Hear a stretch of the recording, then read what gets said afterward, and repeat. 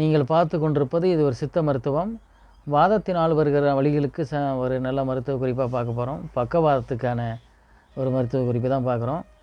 இதில் வந்து கருங்கோழி 1, கடுகு வந்து ஒரு 300 மில்லிகிராம் எடுத்துக்கோங்க. வந்து இதுக்கு தேங்காய் பால் தேவைப்படுகிறது, அதில் ஒரு 350 மில்லி.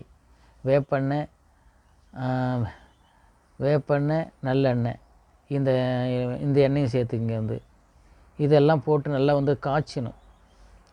இதெல்லாம் போட்டு காய்ச்சினா ஒரு தைலமாக வரும். அந்த தைலத்தை எடுத்து மேலே பூசிக்கிட்டு வாங்க. வந்து உங்களுக்கு பக்கவாதத்துக்கான ஒரு நல்ல மருத்துவ குறிப்பை தான் நான் சொல்லியிருக்கிறேன். வந்து இதில் கடுகு வேணும், கருங்கோழி 1 தேவைப்படுது, கருங்கோழி 1 தேவைப்படுகிறது. வந்து இதுக்கு அடுத்தது வந்து கடுகு ஒரு 300 மில்லி, அதான் 300 கிராம் இல்லை 400 கிராமே சேர்த்துக்குங்க கடுகை.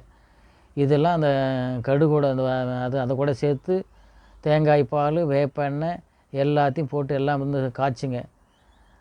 காய்ச்சி வச்சு வடித்து வச்சுக்கிட்டு மேலே பூசி வாங்க. பக்கவாதம் நல்லா வந்து குணமாகும்.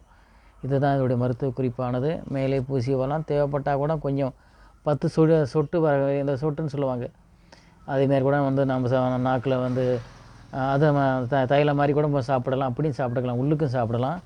அதனால் எந்த ஒரு பக்க வலியும் வர போகிறதில்ல. இது ஒரு மேற்பூசுக்கான தைலம். பார்த்து பயனடையுங்க.